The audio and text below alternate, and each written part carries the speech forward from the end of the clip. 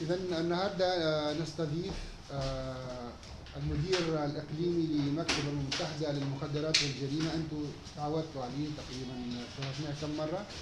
المركز هذا يقوم بدور كبير في المنطقة العربية في مساعدة دول المنطقة على منع الجريمة وعلى مكافحة الجرائم بصفة عامة، الجرائم العابرة للحدود ومسائل المخدرات، وأيضا مسائل تهريب الأشخاص والاتجار في الأشخاص.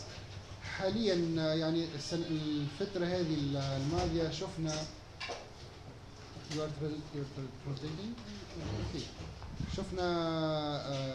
مشاكل كبيرة خاصة في البحر الأبيض المتوسط، مشاكل الهجرة غير الشرعية والمآسي التي تقع في هذا المتوسط.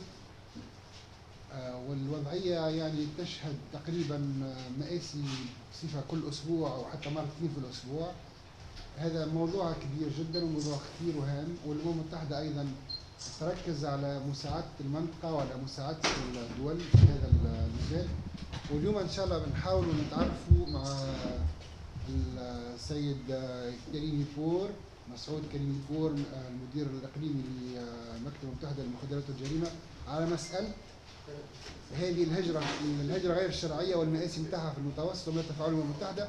وأيضا سنذكر بنتائج الهامة التي خرجت من المؤتمر منع الجريمة والعدالة الجنائية الذي انعقد في الشهر الماضي في أفريل في الدوحة في قطر. وكان هذا مؤتمر هام جدا ركز على عديد من القضايا، وخاصة على كيفية إدماج مسائل قضايا الجريمة ومنع الجريمة وقضايا العدالة الجنائية في مسألة التنمية، ارتباطاتها بالتنمية، خاصة فيما يخص مكافحة الفساد، خاصة فيما يخص أيضا مكافحة الجريمة العابرة للحدود الوطنية. يعني نقطتين مش ركزوا عليهم في الاجتماع هذا، هو مسألة الهجرة غير الشرعية في المتوسط والمشاكل متاعها، وأيضا أهم النتائج اللي خرج بها المؤتمر العالمي هذا اللي انعقد في الدوحة في الشهر الفارط على مسألة منع الجريمة والعدالة الجنائية. نجدد الترحيب بكم ونجدد الترحيب بضيفنا وزميلنا الأستاذ مسعود كريمي فور، وأحيل إليه الكلمة. Good morning, ladies and gentlemen. It's a pleasure to be with you here this morning. And I'm looking forward to giving you a brief update on the conclusions and the outcomes of the United Nations Congress on Crime Prevention and Criminal Justice that just concluded in Doha.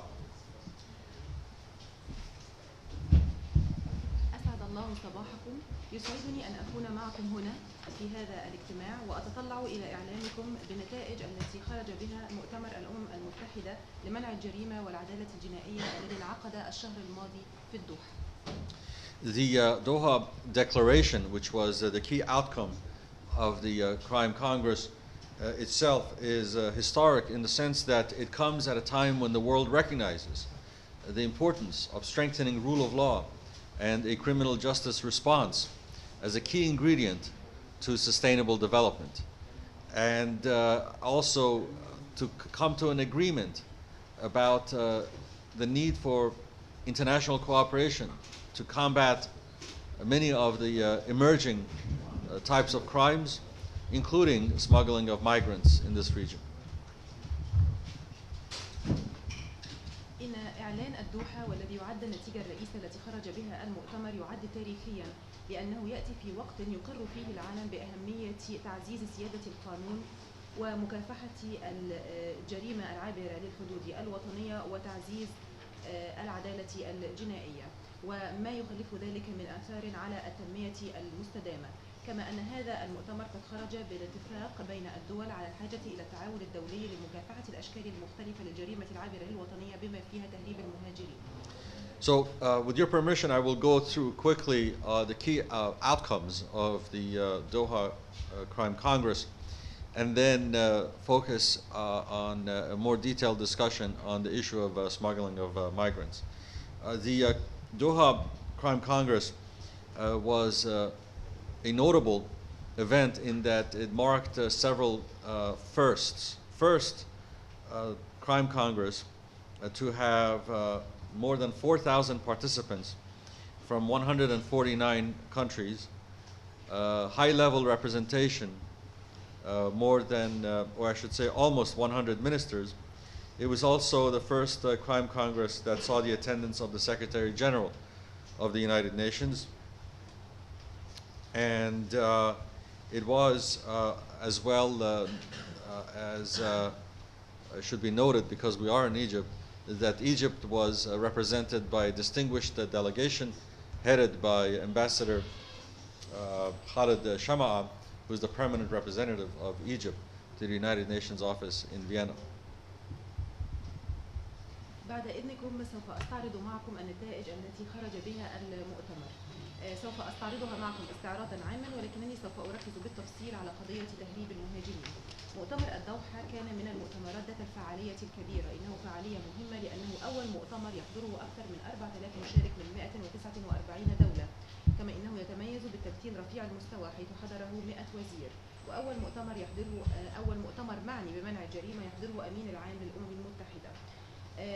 وبالنظر إلى أهمية مصر في هذا المجال، فقد مثلت مصر بوفد رفيع ترأسه السفير خالد شمعة ممثل جمهورية مصر العربية لدى الأمم المتحدة في فيينا. As I referred to earlier, the Doha Declaration, and I won't go through all of it, but suffice it to say that the Doha Declaration can best be summed up in its headline, which is integrating crime prevention and criminal justice into the wider UN agenda to address social and economic challenges and to promote the rule of law at the national and international levels and public participation. This, of course, captures a broad range of responses that are needed to ensure that rule of law is strengthened, criminal justice systems are strengthened, and international cooperation is improved to combat modern threats to security, safety, and human rights. كما أشرت آنفا، فيكفي القول إنه يمكن تلخيص إعلان الدوحة في تلك العبارة في العنوان الذي خرج به، وهو إدماج منع الجريمة والعدالة الجنائية في جدول أعمال الأمم المتحدة الأوسع من أجل التصدي للتحديات الاجتماعية والاقتصادية ولتعزيز سيادة القانون على الصعيدين الوطني والدولي ومشاركة الجمهور. وهذا في حد ذاته يرصد طيفا واسعا من الاستجابات اللازمة لتعزيز سيادة القانون والعدالة الجنائية وتعزيز التعاون من أجل مكافحة التهديدات التي تتعرض لها البلدان المختلفة، ومن أجل أيضا تعزيز الأمن وحقوق الإنسان. In the Doha Declaration, the member states recognize the importance of effective, fair, humane, and accountable crime prevention and criminal justice systems. They recognized the link between rule of law and crime prevention and acknowledged the strong relationship between sustainable development and the rule of law. وأقرت الدول الأعضاء في مؤتمر الدوحة بوجوب نظم عدالة جنائية تتسم بالإنصاف والعدالة، وبوجوب تعزيز سيادة القانون لمنع الجريمة، وبالعلاقة الوطيدة بين سيادة القانون وبين التنمية المستدامة. The member states agreed to adopt comprehensive and inclusive national crime prevention and criminal justice policies and programs to ensure the right to a fair trial and equal access to justice, and to work to prevent and counter corruption, to enhance transparency in public administration, and to promote integrity and accountability in criminal justice systems.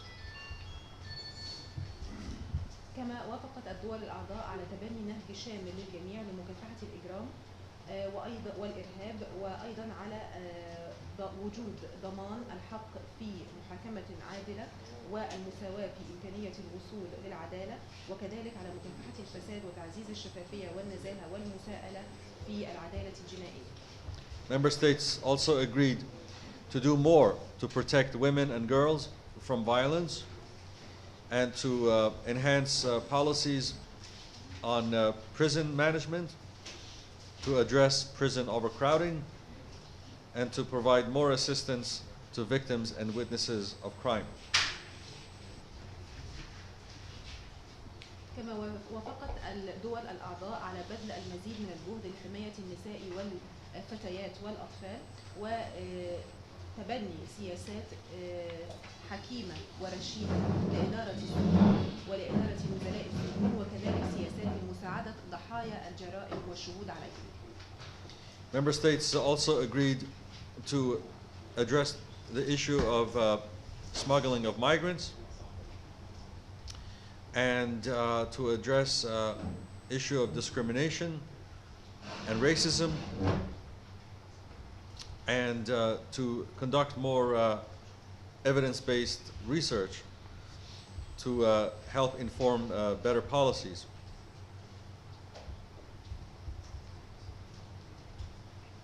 كما أكدت الدول الأعضاء على تناول قضية تهريب المهاجرين على مكافحة التمييز والعنصرية وعلى بذل المزيد من الجهد لإجراء البحوث القائمة على أساس الأدلة والبراهين والتي تساعد بالأخير على الخروج بسياسات فعالة.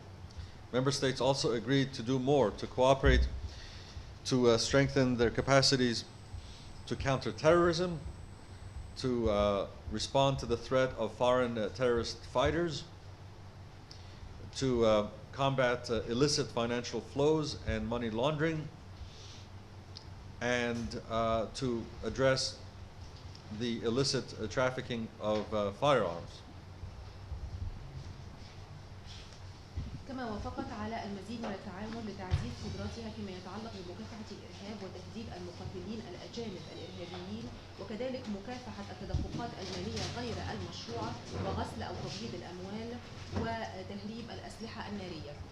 The member states also importantly agreed to address the problem of drug use and drug trafficking through a more balanced approach in reducing both supply and demand for drugs, as well as to identify and combat emerging new forms of criminal activity.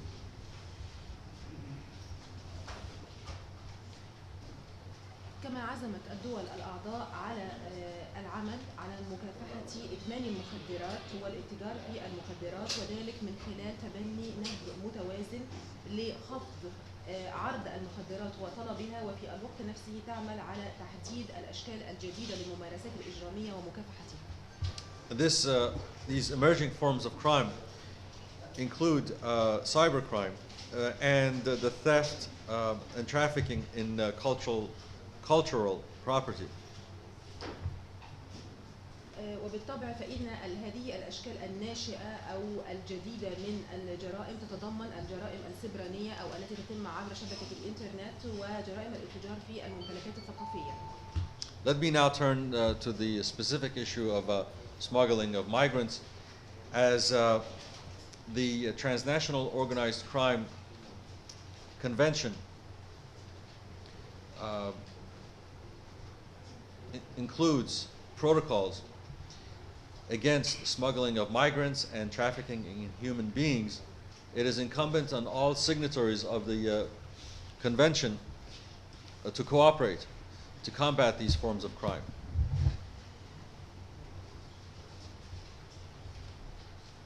والآن سوف أنتقل إلى التركيز على قضية تهريب المهاجرين. دعوني أقول إن الاتفاقية المعنية بالجريمة المنظمة العابرة للحدود الوطنية تضمنت بروتوكولات ضد تهريب المهاجرين والاتجار بالبشر ويلزم على كل الموقعين على هذه البروتوكولات وعلى هذه الاتفاقية أن يتعاونوا في مجال مكافحة تلك الجرائم. In the Doha Crime Congress, member states pledged to do more to comply with their obligations under the UN Convention Against Transnational Organized Crime and to cooperate in addressing this shared threat, especially in this region where we have seen so many tragic deaths result from so many people starting these perilous journeys toward Europe. في في مؤتمر الدوحة تعهدت الدول الأعضاء على بذل المزيد من الجهد فيما يتعلق بالتزاماتها المنصوص عليها في اتفاقية الأمم المتحدة المعنية بالجريمة العابرة للحدود الوطنية، كما تعهدت بمزيد من التعاون لمواجهة هذا التهديد المشترك، لا سيما في هذه المنطقة التي شهدت الكثير من حالات الوفاة المأساوية بسبب خوض هذه التجارب الخطرة وهذه الرحلات المحفوفة بالموت إلى أوروبا. The United Nations Office on Drugs and Crime has been helping countries in the Middle East and North Africa address this shared threat. We have trained more than 2,400 public officials and other stakeholders in both strengthening the laws against human trafficking and smuggling of migrants, and also strengthening the enforcement of these laws by strengthening border controls, by improving cooperation among states in the investigation and the prosecution and adjudication of criminal offenses related to human trafficking and smuggling of migrants. مكتب الأمم المتحدة المعني بالمخدرات والجريمة لم ينفك يساعد دول منطقة الشرق الأوسط وشمال إفريقيا للتصدي لهذا التهديد المشترك، حيث إننا دربنا أكثر من 2400 مسؤول عام وغيرهم من الأطراف المعنية لتعزيز القوانين التي تتصدى للاتجار بالبشر، وكذلك تعزيز إنفاذ هذه القوانين، وذلك عن طريق تقوية مراقبة الحدود وتعاون بين الدول المعنية فيما يتعلق بإجراءات التحقيق والملاحقة القضائية وإصدار الأحكام في جرائم تهريب المهاجرين والاتجار بالبشر. These are ongoing activities of the United Nations Office on Drugs and Crime in Middle East, North Africa, as recently as last month in March in Cairo, here in Tunis, and as immediately hereafter as next week in Algeria. And this constitutes an ongoing effort by UNODC to help countries in the Middle East, North Africa respond to the crisis of human trafficking and smuggling of migrants. هذه الأنشطة المستمرة من جانب مكتب الأمم المتحدة المعني بالجريمة والمخدرات في منطقة الشرق الأوسط وشمال إفريقيا قد تبلورت في عدد من الفعاليات. ففي الشهر الماضي في مارس عقدت فعالية هنا في القاهرة وفي تونس، وفي الأسبوع القادم من المزمع أن تعقد فعالية في الجزائر، وهذا في حد ذاته يشكل الجهد المستمر الذي يقوم به المكتب سعيا منه لمساعدة بلدان منطقة الشرق الأوسط وشمال إفريقيا للتصدي لأزمة تهريب المهاجرين والاتجار بالبشر. Let me conclude my remarks now by quoting the United Nations Office on Drugs and Crime Executive Director, Under Secretary General Yuri Fedotov, who said, in reference to the recent tragic deaths of migrants in the Mediterranean, and I quote, "Such tragedies must serve to strengthen our determination to ensure that we implement the Doha Declaration on behalf of the victims of crime, including migrants, and that we track down the smugglers who feed off desperation." Close quote.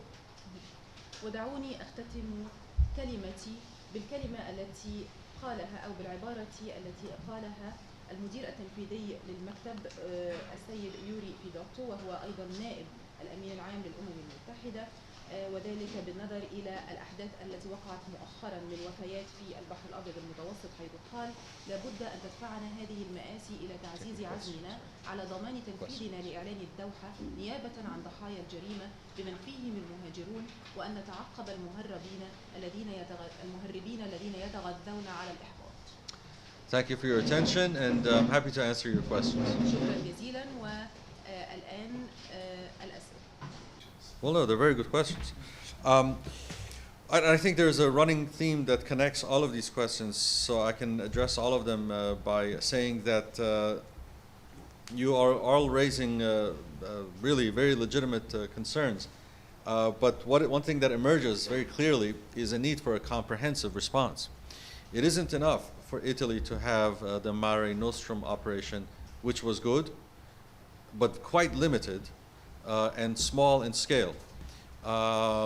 And it represented what is the larger problem of not enough agreement among European countries to come together and commit substantial and significantly more political will and resources to address this problem. Mare Nostrum was good. It resulted in the saving of many lives. It resulted in the securing of evidence that led to prosecution and conviction of many organized criminal figures who were responsible for deaths. But in the true picture, it was quite limited, and unfortunately, because it was not supported financially by the rest of Europe, it ended. And so that signifies the problem of well-intentioned but half-hearted steps. So we must go back and look at the success of Mare Nostrum and build on it and scale it up, and to represent both a coherent response from all of Europe, but as well to link it to inter-regional responses, so that we bring in authorities in the North African countries so that they can also do their part in attacking the organized crime networks that make such deaths possible. But let me get the translation out before I move to the next point. هناك دعونا نقول موضوع واحد مشترك، أو هناك علاقة بين كل هذه الأسئلة، ولذلك سوف أجيب عنها كلها دفعة واحدة. نعم، جميعكم يثير مخاوف مشروعة للغاية، والواضح أن ثمة حاجة إلى استجابة شاملة، حيث لا تكفي عملية ماري نوستروم وحدها التي اطلعت بها إيطاليا. بالطبع لا ننكر أن هذه كانت خطوة جيدة في الطريق الصحيح، ولكنها ضيقة جدا في نطاقها، وهذا يمثل المشكلة الأزلية، وهي عدم كفاية الاتفاق بين الدول الأوروبية من حيث الإرادة السياسية وأيضا تخصيص الموارد المالية. هذه العملية كانت عملية ناجحة، أنقذت حيوات كثيرة، وأيضا ساعدت في حفظ الأدلة التي استخدمت لاحقا في ملاحقة الرموز الإجرامية التي ارتكبت هذا الجرم. لكن الصورة الكاملة نجد من خلالها أن هذه العملية كان نطاقها محدودا للغاية، لأنه لا يوجد في الوقت الحالي دعم مالي من أوروبا، ولذلك انتهت هذه العملية ولم تتمكن من الاستمرار. إذا نعم، نقول إن ثمة خطوات قد تكون حسنة النية، ولكن قد يعوزها الحماس اللازم، ويجب أن يوسع نطاق مثل هذه العمليات مثل ماري نوستروم، وهذا يستوجب وجوب استجابة متماسكة في أوروبا، ولكن في الوقت نفسه ينبغي أن تكون مرتبطة باستجابات أخرى إقليمية في دول شمال أفريقيا لكي تضغط من أجل تعزيز دور هذه الدول والكيانات القانونية في هذه الدول لملاحقة شبكات الجريمة العابرة للحدود الوطنية. وبقية الإجابة الآتية. So, coming back to the need for a comprehensive response, aside from strengthening enforcement, we must also look at Europe's responsibility for opening more channels for legal migration so that more people can stay in the safety of their own country and go through a legal process of applying for and receiving legal doors opening for their migration through safe channels. Now, that of course raises the broader question of addressing the root causes. What makes people leave the safety of their own country in order to take on very perilous journeys that may likely result in their deaths? And for that, we need to look at how the European neighborhood is treating its North African neighbors and sub-Saharan neighbors, in that there is a great deal of insecurity and lack of economic opportunities, as well as human rights violations that lead people to such desperate states that they want to leave their home and cross the Mediterranean. Let me get translation, then I'll continue.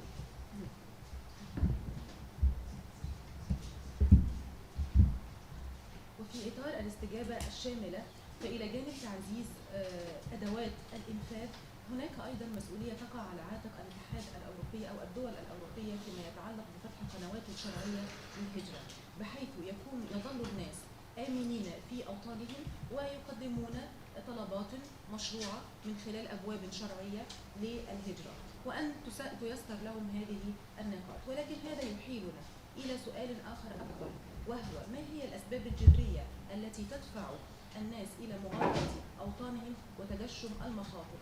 وهنا نحتاج إلى النظر في الجوار الأوروبي، أي الدول المجاورة لأوروبا في شمال إفريقيا وجنوب الصحراء، حيث قد نرى في هذه الدول قدر لا بأس به من عدم الأمان ونقص الفرص الاقتصادية إلى جانب انتهاك حقوق الإنسان، مما يشعر الناس بالإحباط ومن ثم يدفعهم إلى مغادرة أوطانهم. So part of the comprehensive response needs to be a review of policies that allow such conditions to deteriorate as to motivate people to risk their lives, to leave their homes and head to Europe. That includes a review of countries whose human rights record is subjecting its people to such states of indignity that they want to leave home. That economic policies that enrich only the elite but are not inclusive and do not allow for economic opportunities for poor people, that they would want to stay home. And so these policies need to be reviewed with a long-term and deeper understanding of the conditions that create the desperation that lead people to leave home and risk death on the Mediterranean.